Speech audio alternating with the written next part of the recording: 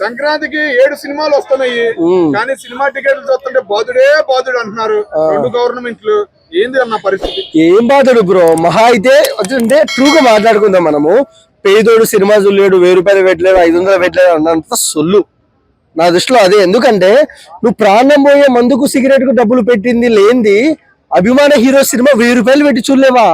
ఎంత కష్టపడతారు. ఇప్పుడు ప్రభాస్ అని ఉన్నాడు, ఎంత కష్టపడుతున్నాడు ఆయన. అలాంటి వాళ్ళకు 1000 రూపాయలు పెడితే మేలు కదా. చిన్న ఆర్టిస్టులు ఉన్నారు, చాలా మంది బతుకుతారు కదా. బతుకు పోయే మందుకు అంత పెడుతున్నాము, బతికి ఇచ్చే సినిమాలకి ఎందుకు మహా అంటే ఎవడైనా ఇంత రేటు అంత రేటు ప్రాన్స్ దోచుకుంటున్నారు, దాచుకుంటున్నారు. ఎంత డబ్బులు సంపాదించినా పెట్టేది సినిమా వాడు సినిమాలోనే, అదొకటి గుర్తుపెట్టుకోండి. సినిమాలోనే 2 రాష్ట్రాలకు ఇబ్బంది వచ్చినప్పుడు ప్రభాస్ అని ఎంతో డబ్బులు ఇచ్చాడు, చిరంజీవి గారు ఎంతో చాలా మందికి దానం చేసినారు, బ్లడ్ బ్యాంక్ ఐ బ్యాంక్ అని ఎన్నో మంచి పనులు చేసినారు. ఒకటి మనం మనం మనం ఇచ్చే డబ్బులు మనకి ఎంతో కొంత తిరిగిస్తారన్న, అదే సినిమా వాళ్ళ గొప్పతనము. దాని గురించి ఎంత మాట్లాడుతున్నా తక్కువ. రేట్ల విషయం అంటారా,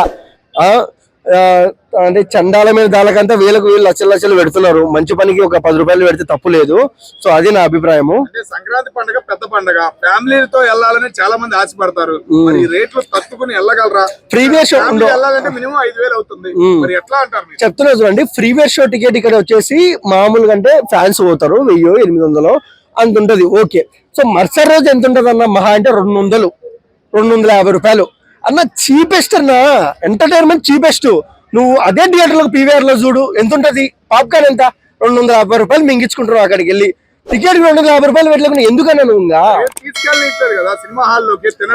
అంతే చెప్తా. తినొద్దండి, ఇంట్లో ప్రశాంతంగా భోజనం చేసి మంచి టీ తాగి. ఇప్పుడు నీకు అందరు క్లారిటీ ఇస్తారన్నా, నువ్వు ఉదయం సినిమా పోతావు, 11కి షో పడుతుంది, టిఫిన్ తినిపో, మధ్యాహ్నం 2కి వచ్చి ఇంట్లో అన్నం తిను, సరే 2కి పోతావు, ఫోన్ చేసిపో, సరే సాయంత్రం 6 పోతావు, స్నాక్స్ తినిపో, వచ్చినాక ఏమంటే బయట ఏమైనా తిను. నువ్వు థియేటర్లోనే తినాలి, పాప్కార్న్ తింటూనే సినిమా చూడాలి. ఎవరన్నా చెప్పింది?